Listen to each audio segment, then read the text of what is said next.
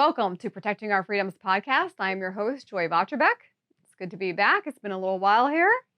But today we will also have back Alan Dowd, and we'll be talking on his articles from July and August, Special Job for Mankind and Battling for the Hearts and Minds of the American People.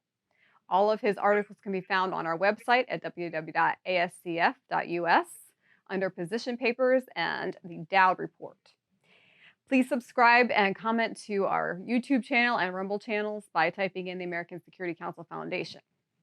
You might also notice we have a special founding father, Ben Franklin, with us, and you're going to hear from him a little bit later on today in the podcast. Alan, welcome back. Hi, Joy. Good to be back. Good to have you. It's been I think a month or so we were talking there. I had a little round of COVID. Was not fun for a little bit, but good to be back. And as you can see, thank you. We are going to be talking more about American history today and civics, and your articles were excellent. I really enjoyed both of them. Thank you. You speak a lot to America losing our sense of exceptionalism and patriotism due in part to not understanding our American history and civics. And you also talk to, well, let me back up a little bit. We all pretty much understand the Cold War, and you bring up in both articles Cold War 2.0. Could you expand a little bit on what you mean by 2.0? Sure. The idea, and I'm not the first to use the term, some people use the term Cold War II, like World War I, World War II. People like historian Neil Ferguson, who's a Scottish-born now American historian. Henry Kissinger has talked about us being in the foothills of a Cold War. And I use Cold War 2.0 just as a kind of a more 21st century version of how we look at things. But I do think there are some commonalities between how the People's Republic of China and other authoritarian regimes that might be part of an authoritarian bloc on the one hand, and the free world led by the United States and its allies. I think there are commonalities between this moment in history and the late 40s, early 50s. And I think there are lessons we can learn from how we began dealing with that authoritarian powers in the 1940s and 50s, led by the Soviet Union. I think we can draw from some lessons. It's not perfect, the old saying, history doesn't repeat itself, but it sometimes rhymes. I think would apply here.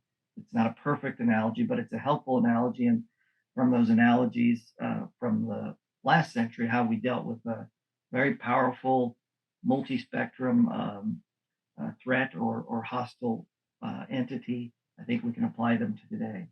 And I think we need to ensure that, I would submit a Cold War is better than a hot war. Yes. Dealing with a country like China and Russia, who are clearly aligned in a lot of ways. Mm-hmm. It's better to deal with them from a position of strength. All of us are very much peace through strength folks who work with American Security Council Foundation, Reaganite foreign policy. I think those are some of the lessons that could be applied here.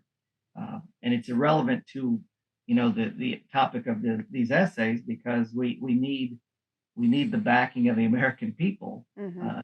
It's crucial to have a solid majority of the American people behind such an enterprise, or it will fail, because you need the cultural, economic, political backing of the country to execute the kind of foreign policy that will end up being, hopefully over a few years or a few decades, will end up with a peaceful resolution to this. Yes, and I don't know if you have, I'm sure you have noticed, but I just recently was reading about the Solomon Islands not even responding to the U.S. Coast Guard's request to refuel. I just feel that, unfortunately, some of our influence in the world, that we're losing that. It's certainly waned. That's an example of that, a symptom of that. Those of us who try to read and learn about history know that the Cold War wasn't an unbroken string of successes for the United States, but overall, the arc of it and the trajectory of it, America's influence was generally strong. that was a function of our commitment to democracy, our military strength for sure, our commitment to free markets, our cultural magnetism, um, and which is part of our commitment to democracy, I would submit. And we've taken some hits on those in recent years. Everything from sequestration, which really weakened the U.S. military, which the military warned about. That was a bipartisan mistake, starting in 2010, 2011, badly weakened the military. And then we had our own problems with really uh, having a challenge with our own peaceful transition in our democracy, which sent a bad signal to the world.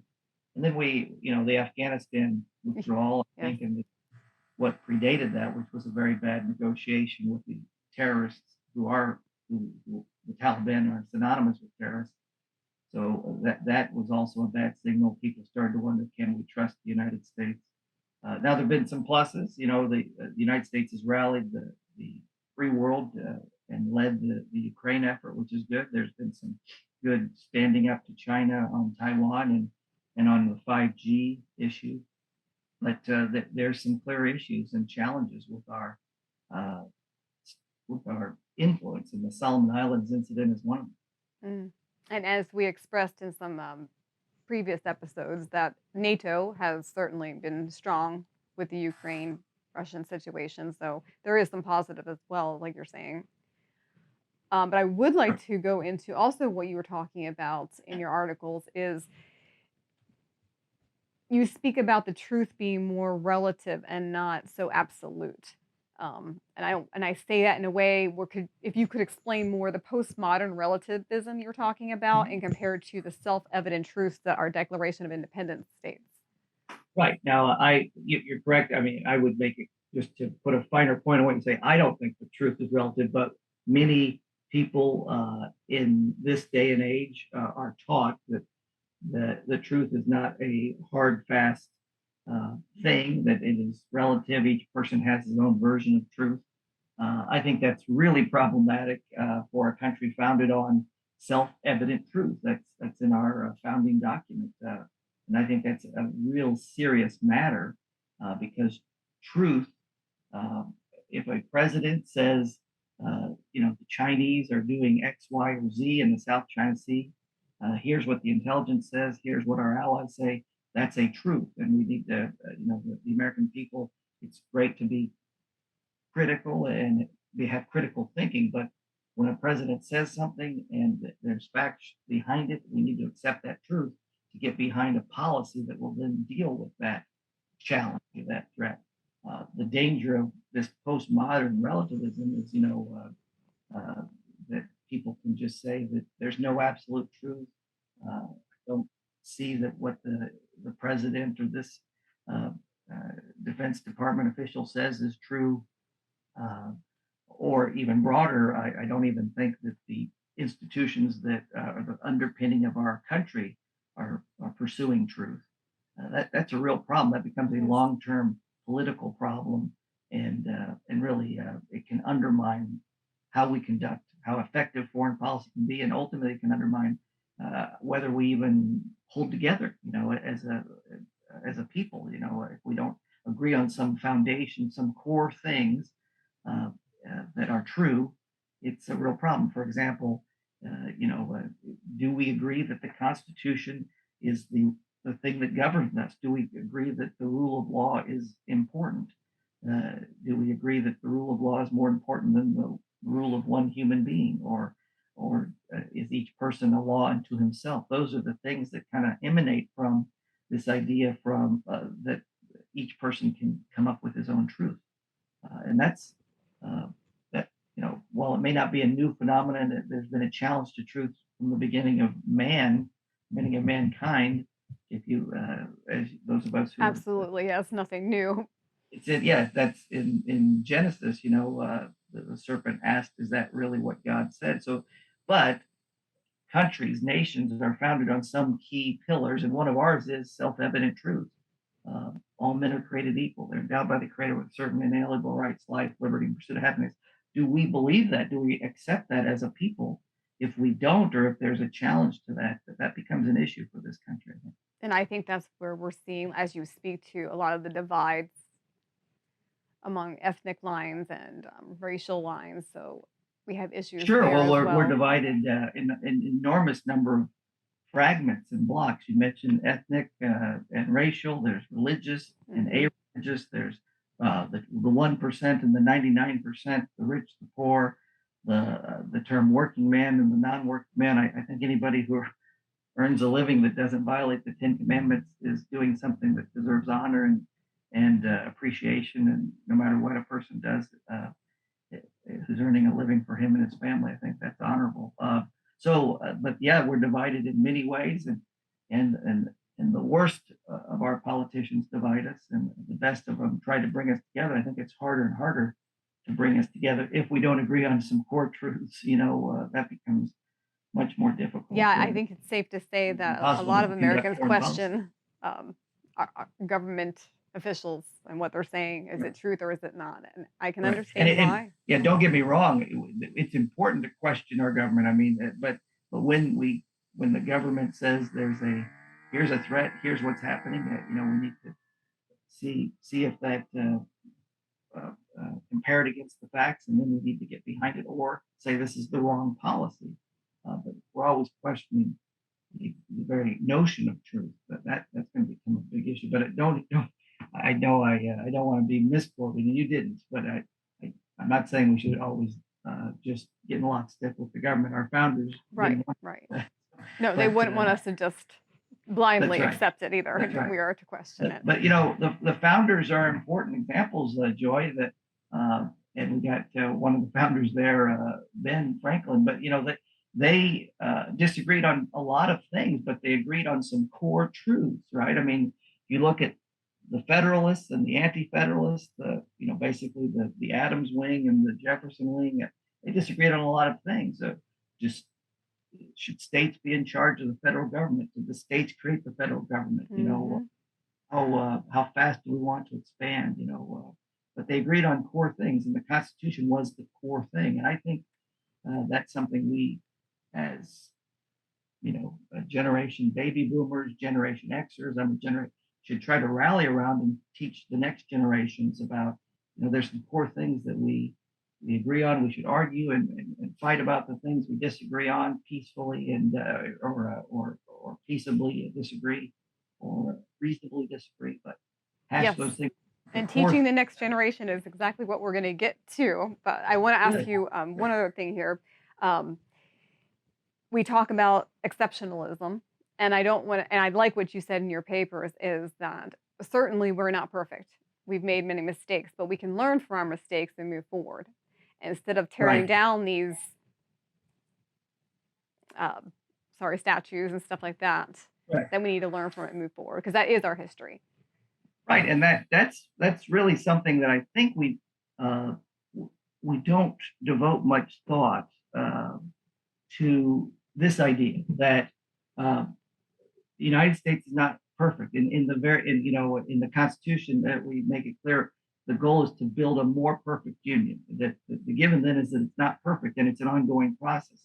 So there'll be times that we need reforms. There'll be times that we need changes. The Constitution sometimes needs changes. The Constitution had flaws in it. It's not handed down from Mount Sinai. It's a man-made document, but it's an incredible document, an incredibly helpful document, and it basically, I try to say it.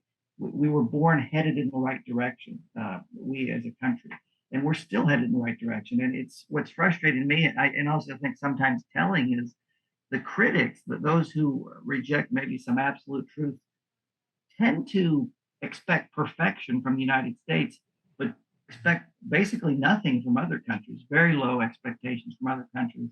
I think of corporations in America, American corporations that basically turn a blind eye to the PRC's brutal, awful things they're doing, say, Hmm. to uh, Muslims in Xinjiang or Christians in the cities or Tibetan Buddhists, the brutal, terrible things they're doing. And then these same American businesses will start boycott campaigns, threaten to leave certain states because duly elected Democratic officials have taken a policy position that they don't like.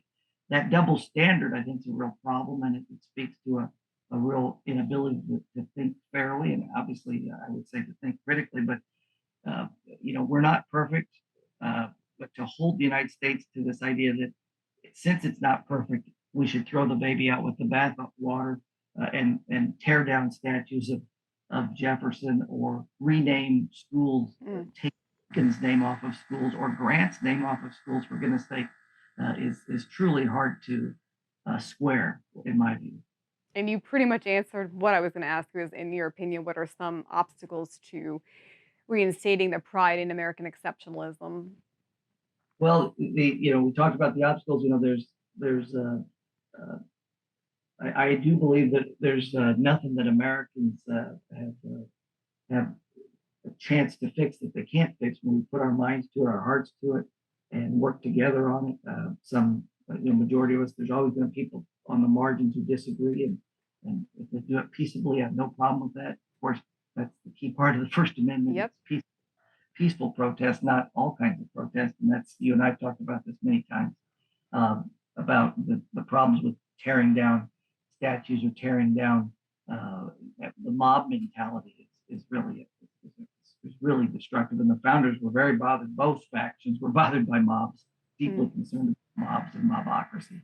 So, but the obstacles are, I think, this people who don't know the fullness of our story, and that's where organizations like ASCF and American Legion posts and VFW posts and Little League moms and dads, soccer coaches, and all of us can, in an individual way, help tell the next generation.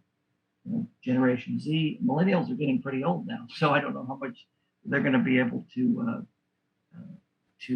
learn or will want to learn. But Generation Z and the generation coming up behind them, about the fullness of our story. That yes, we've had dark moments, imperfect moments.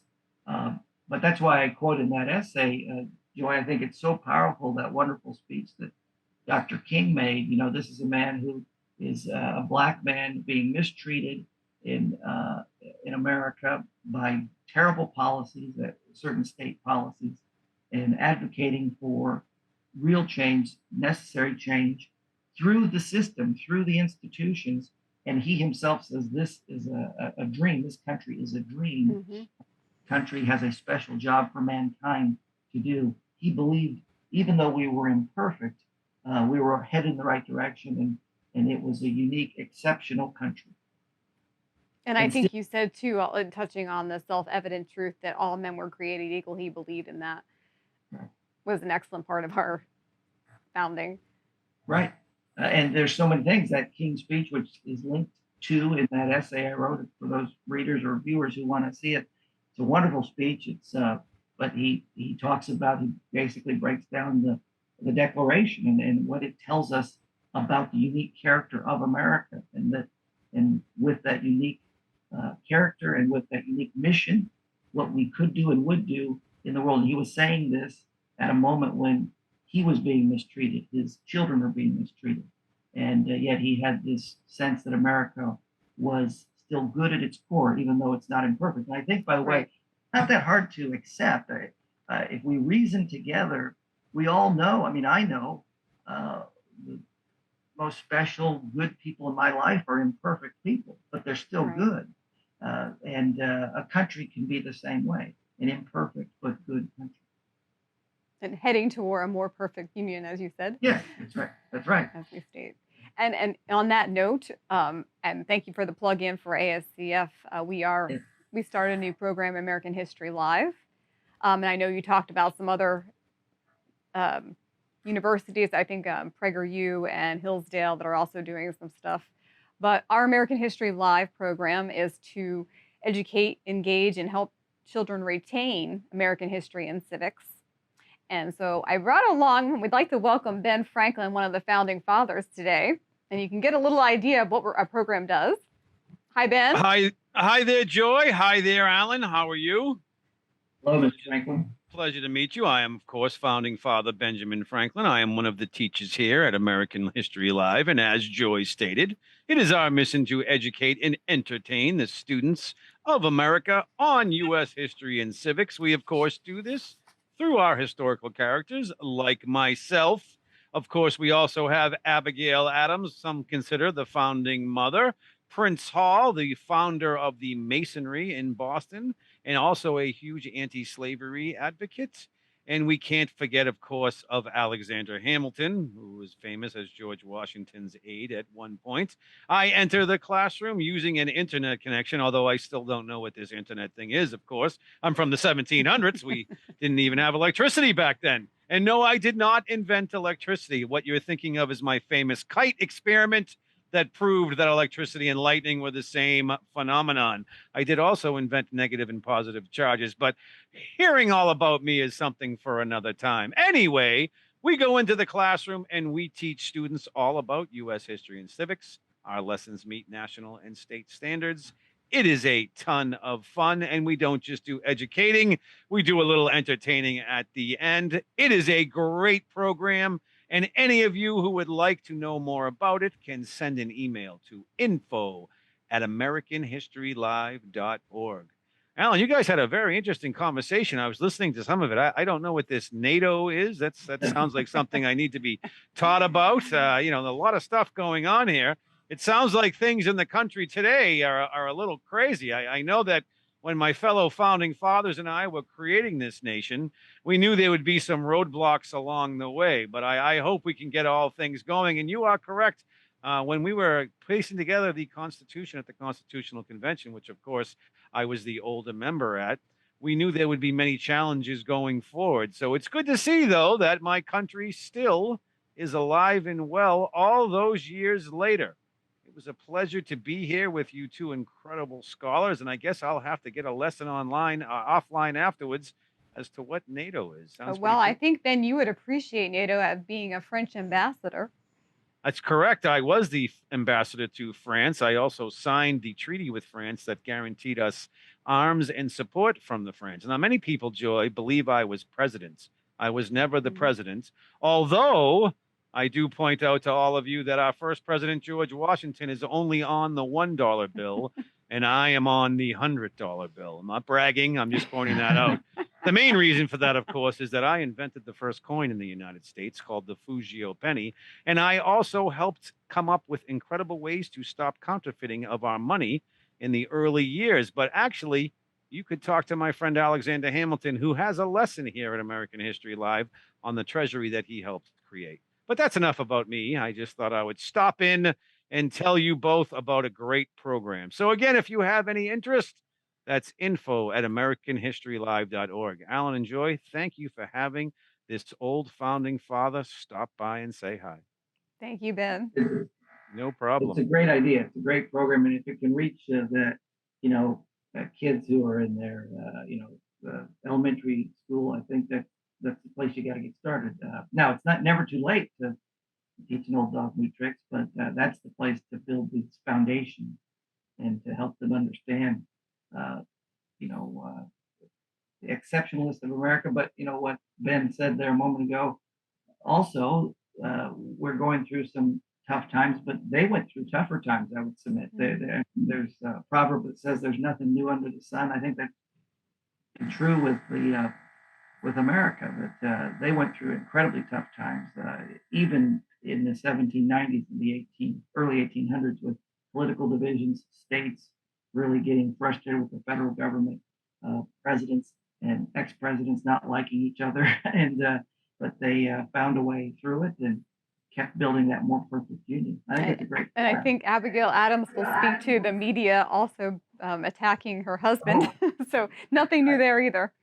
that's right, and Jefferson, and a few years later, Jackson, for sure. Yeah, that's right. Uh, the media. I always tell my students that I teach, college course, that if you think the media is rough now and the political rough and tumble is now, you should read what they said about Jackson and Mhm. Lincoln. It makes today look tame. But I think their lesson, or those examples from Ben Franklin's era, remind us that there's a way to get through these tough times, and the the roadmap is the Constitution. And if we can bring more attention to American history and civics, especially, and we're targeting K through 8th grade, as you said, that we really need to get on the baseline before they get to high school and beyond. Yes, that's right. And it's programs like this are great, but all of us can play a role wherever we are. If we're aunts, uncles, parents, grandparents, uh, telling our kids about and the people in our circle of influence about America. Reagan talked about how it was just kind of in the air when he grew up, and then as he became a dad, and for his kids, it was just kind of in the air, and then it kind of started to dissipate. He noticed that, and he was worried about that in the 1970s and 80s. And now I think we're even, this idea of American exceptionalism, this idea of a civic ritual is just kind of fading away. And I think that's something that each of us in our own little circles should push back against and try to fight against. Yes, and we are doing as much as we can. As you know, American Security Council Foundation's mission has been to um, point out national security issues, economic growth, and moral leadership. And we feel that educating our children is very important to all three of these. No doubt about it. Well, I'm glad to be part of the team in some way, and I think this American History Live is a great program. There's other ones, I think it's a all hands on deck type moment, and I mentioned some of the other groups that are doing You things did, similar yeah. to ASCF with like AHL that are doing these kinds of things. There's important projects that universities like Hillsdale, Purdue University, and then some states are getting involved now, trying to get civic education, stood up and stronger. Florida and Arizona Yeah. and some other states are trying to do that. So some think tanks are trying to do those things too. So I think it's an important and a necessary thing, especially as I tie it back to uh, uh, having a strong foreign policy that will defend those core, principles of free government, free markets, and the free world. And I think understanding where we came from is certainly key to helping not just our young people, but adults alike. So thank you, Ben, and thank you, Alan. Any parting words, Alan? Not much else. You have a better background than I do. I'll say that much. I like your background. Oh, thank you. Well, Alan, I'm Yeah. sure you're aware that I'm standing here in Independence Hall, where the Declaration both, of Independence was first debated and adopted. So, Yeah, I like both those backgrounds. I don't have any of that fancy. We'll have to get you a cool background. I know you can do that. I'm not that technologically advanced as you two, as Ben from the 1700s. Enjoy. well, I have a staff here Yeah, that we you have can't help. see in Independence Hall that comes up and sets up my Zoom meetings for me. I never had any of these great, cool things, although I am getting ready for them. I'm sure that you do know, however, that I did invent swimming fins. I just like to tell everyone of some of my inventions. So those are the type of things that we had in the 1700s that I teach. But I can't wait to learn all about iPads and TVs and all those cool things you have here in the future. There's no doubt in my mind that you, Ben, would have no trouble understanding the internet with the intellect and the wisdom that you brought to bear. So, Oh, I'm blushing here, Alan. Thank you. Thank you. You're right, though, Alan. Ben has seemed to have a footprint into almost everything in our American history. That's right. No doubt about it. Well, good work. Keep up the good work. I'm glad to chat with you. And it was, I think it's a great program. And I don't know how long has it gone on, Joy?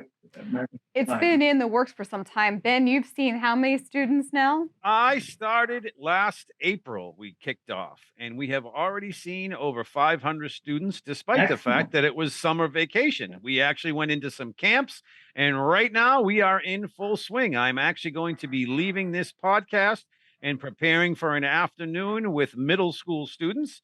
But I have seen now kindergarten through, I shouldn't say myself, Abigail Adams, and Alexander Hamilton have seen now kindergartners through high school. Had my first high school class last week that went surprisingly well. It was on the original 13 colonies, and we had a lot of fun. We had a map out, and we went over it all at the end. So it's a great and really fun program, and we are getting booked more and more each day, which makes this old founding father have a big smile. So it's been going great. That's It's wonderful. very exciting. Congratulations. 500. That's great. Yeah, like I Yep. said, K through 8th is kind of the target, but like Ben just said, we're doing high school as well, and certainly happy to do that. Ben is happy to do adults too. Anyone Yep. who needs Ben Franklin to come into their life and have a little fun with American history, you let us know. We've done trivia in elderly homes also. That was a lot of fun. And I've hosted Jeopardy competitions for high school students. So there's a lot that Ben can do. You just got to send us an email at info@americanhistorylive.org. I'm still good at shameless plugs. Of course, you know I started Poor Richard's Almanac, which I used to go after my enemies under my nom de plume. Silence do good. But anyway, you can learn all about that and more if you email us. All right. Alan, it was incredible for you to have me on with you and Joy today. And Joy, thank you for hosting this incredible program and protecting our freedoms. I will leave you both with my favorite expression that I give to the students whenever I leave them, and that is be kind to others and you're being the best to yourself. Thank you both for having me. Thank you, Ben. Thank you, Joy. Thank you, Alan. I just want to say again to our listeners, Alan's last 2 articles in July and August, Special Job for Mankind and Battling for the Hearts and Minds of the American People, are up on our website at www.ascf.us under position papers and the Dowd Report. Alan, it's good to have you on again. Thanks for entertaining Ben. Bye-bye, guys, and I'll see you at the next show. I'm looking forward to it. Me too. Until next time, join us again on Protecting Our Freedoms.